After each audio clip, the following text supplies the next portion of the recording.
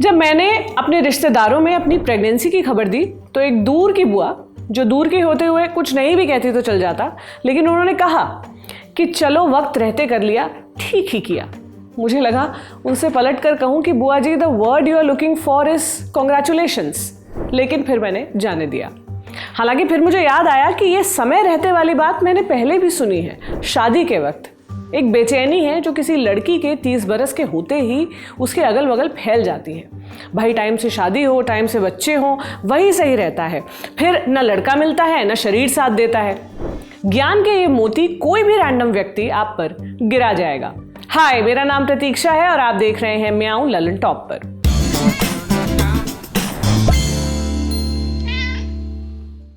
तो इस हफ्ते की सबसे बड़ी सोशल मीडिया गॉसिप ये है कि कटरीना कैफ ने 23 सितंबर को अपनी प्रेगनेंसी अनाउंस करते हुए लिखा, on our way to start the best chapter of our lives with hearts full of joy and gratitude. अपने पति विकी कौशल के साथ उन्होंने बेबी बम की तस्वीर लगाई। 1983 में जन्मी कटरीना ने 2021 में विकी कौशल से शादी की थी। बाय द वे, इस शादी से भी जनता को खासी प्रॉब्लम हुई थी, लेकिन उसकी बात हम नहीं करेंगे। एनीवे, कटरीना 42 की उम्र में प्रेग्नेंट हुई हैं। इसी साल अक्टूबर या नवंबर में ये कपल डिलीवरी एक्सपेक्ट कर रहे हैं। अब प्रेगनेंसी की खबर देखकर समाज बधाई भी दे सकता था, लेकिन इसकी मस्ती तो देखो। सस्ते डेटा पैक्स का भरपूर इस्तेमाल करते हुए इस बात पर चर्चा की गई कि क्या कटरीना का 42 की उम्र में मां बनना सही है। इस वायरल पोस्ट को देखिए। मैं भी इंजीनियर नाम के एक हैंडल से लिखा गया, कटरीना ने 38 की उम्र में शादी की, 42 की उम्र में वो प्रेग्नेंट हुई। लड़कियां शादी टालने के लिए कटरीना का एग्जाम्पल दे रही हैं। पहली बात, वो कटरीना कैफ है, तुम कटरीना नहीं हो, तो प्रेगनेंसी तो भूल जाओ। तुम्हें 30 के बाद कोई लड़का भी नहीं मिलेगा शादी करने के लिए। खुद को समझो, तुम क्या चाहते हो वो समझो। शादी करने से पहले ये सबसे ज़्यादा ज़रूरी बात है। इस पोस्ट के कमेंट सेक्शन में जाएंगे तो तमाम ज्ञानी बाबा मिलेंगे आपको। डस्टी बूस्ट ने लिखा, लड़कियां ये समझती ही नहीं है कि शादी करना और परिवार होना भी लाइफ है। लोगों ने ये भी समझाया कि शादी प्रेगनेंसी हार्मोन्स का खेल है। आज आप बच्चा नहीं चाहेंगे, लेकिन जब चाहेंगे तो कर नहीं पाएंगे। सोशल मीडिया के चक्कर में बेवकूफ़ मत बनो, ये हिदायत दी गई। द काइबेलियन ने लिखा, इन फेमिनिस्ट लड़कियों को देखो, अरे जाकर घर के काम धाम करो, वरना अभी आकर तुम्हारा सारा फेमिनिज्म निकाल दूंगा। मंदार गोखले ने लिखा, इसमें कटरीना होने की ज़रूरत नहीं है। अगर लड़की लेट 20s या अर्ली 30s में अपने एग्स फ्रीज करना अफोर्ड कर सकती है तो असिस्टेड रिप्रोडक्टिव टेक्निक से प्रेगनेंसी पॉसिबल है। मोनिका जसूजा ने यह सवाल उठाया कि कटरीना के लिए ये काम किया क्योंकि उसके पास रिसोर्सेज है। हर कोई अपनी लाइफ में ये कॉपी पेस्ट नहीं कर सकता। अब देखिए, इसमें कुछ बातें ठीक भी हैं। क्या बढ़ती उम्र में कंसीव करना मुश्किल होता है? बिल्कुल। पहले तो 35 की उम्र के बाद प्रेग्नेंट होने वाली महिला को जेरियाट्रिक प्रेगनेंसी का सब्जेक्ट माना जाता था। जेरियाट्रिक का अर्थ वृद्धावस्था यानी बुढ़ापे से है, लेकिन वक्त के साथ मेडिकल दुनिया ने इस शब्द को भी बाहर किया क्योंकि ये संदेश देता था कि 35 के बाद की औरत बूढ़ी हो चुकी है। ये अपने आप में सेक्सिस्ट है। आज मेडिकल टर्म्स में 35 वर्ष से ऊपर की प्रेगनेंसी को एडवांस्ड मैटरनल एज यानी AMA कहा जाता है। एक उम्र के बाद प्रेग्नेंट होने वाली महिलाओं को अपना विशेष ध्यान रखना पड़ता है क्योंकि AMA कुछ रिस्क के साथ आती है, जैसे मिसकैरेज का खतरा, प्रेगनेंसी के दौरान डायबिटीज़ का खतरा या होने वाले बच्चे में जन्म के साथ होने वाली एबनॉर्मेलिटीज़। ऐसा नहीं है कि 25 की उम्र में प्रेग्नेंट होने वाली औरत के साथ ये रिस्क नहीं होते, लेकिन तुलनात्मक रूप से कम होते हैं। जाहिर है, उम्र के साथ शरीर कमज़ोर होता है, फर्टिलिटी कम होती है, न सिर्फ महिलाओं के लिए बल्कि पुरुषों के लिए भी, जिनकी एज के साथ स्पर्म क्वालिटी और मोटिलिटी दोनों गिरती हैं।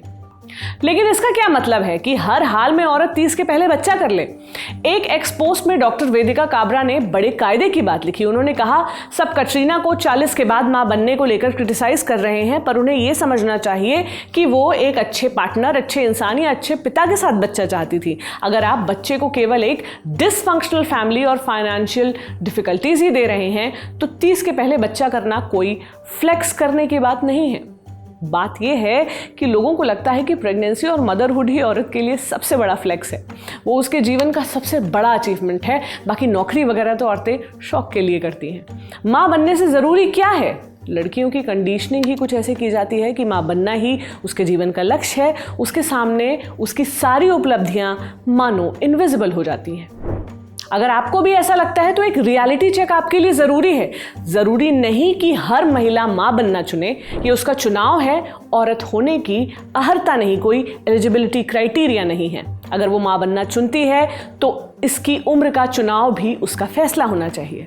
आपको क्या लगता है, जो औरतें लेट 30s में माँ बनने का फैसला लेती हैं उन्हें इससे जुड़े रिस्क के बारे में नहीं पता? आपको क्या लगता है, कटरीना को या 38 की उम्र में माँ बनने वाली दीपिका को किसी ने नहीं बताया था कि उन्हें अपना ध्यान कैसे रखना है?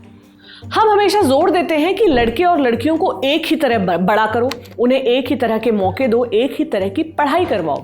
फिर लड़कों के साथ साथ बढ़ पढ़ रही लड़की के साथ ही ऐसा क्यों होता है कि करियर बनाने के पीक के टाइम पर उसे अपने जीवन पर ब्रेक लगाना पड़े? म्याऊ के एक एपिसोड में हमने आपको बताया था कि 73% औरतों को बच्चे के जन्म के बाद अपनी नौकरी छोड़नी पड़ती है। माँ बनने के बाद सिर्फ 27% महिलाएं ही अपने करियर में आगे बढ़ पाती हैं और नौकरी जारी रखती हैं। जो महिलाएं नौकरी पर लौटती हैं उनमें से केवल 16% ही लीडरशिप रोल्स तक पहुंच पाती हैं।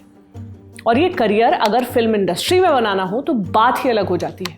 इतिहास गवाह है कि अगर आप कम उम्र में माँ बन जाती हैं तो आपको बूढ़ा मान लिया जाता है, आपको यंग एज वाले रोल्स नहीं मिलते। वहीं दादाजी बनने की उम्र में पुरुष एक्टर्स को 25-30 साल की एक्ट्रेस के अगेंस्ट बतौर लीड कास्ट करने में कोई आपत्ति नहीं करता।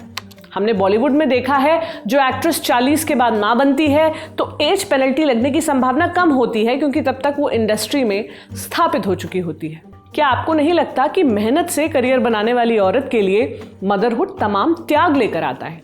ये तमाम त्याग औरत को कब करने हैं, कम से कम इसका वक्त चुनने का अधिकार तो उन्हें होना चाहिए। बच्चा करने के मायने औरत और पुरुष के लिए अलग अलग होते हैं।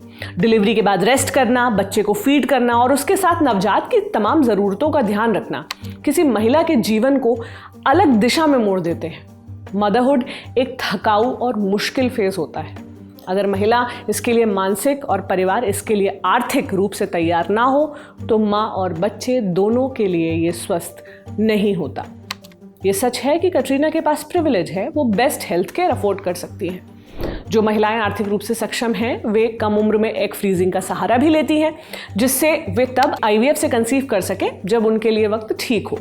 फिल्म इंडस्ट्री में ही इसके कई उदाहरण दिख जाएंगे, सरोगेसी और अडॉप्शन के भी दिखेंगे।